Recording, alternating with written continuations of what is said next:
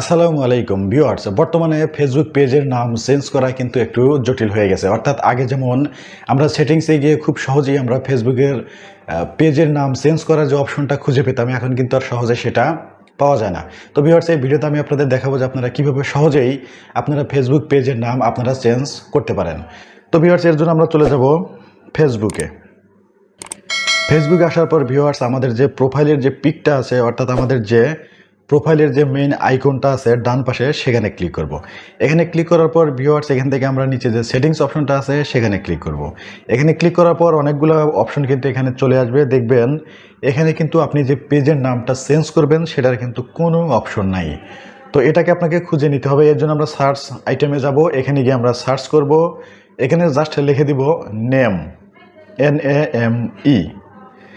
এটা লিখে দেওয়ার পর দেখুন নেম কিন্তু চলে আসছে ভিউয়ার্স। এখানে আমি ক্লিক করব। ক্লিক করার পর দেখবেন এখানে যে আমার যে পেজের নাম সেটা কিন্তু এখানে শো করতেছে, টেক সলিউশন বাই মনির।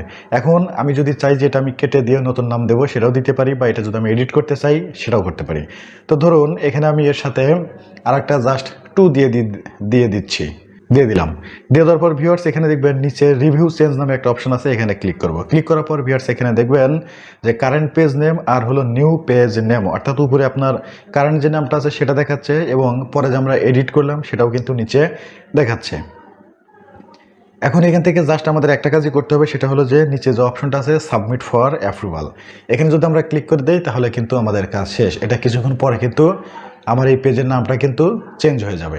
তো ভিউয়ার্স, আপনারাও কিন্তু ইচ্ছা করলে এভাবে আপনাদের পেজের নাম কিন্তু আপনারা পরিবর্তন করতে পারবেন।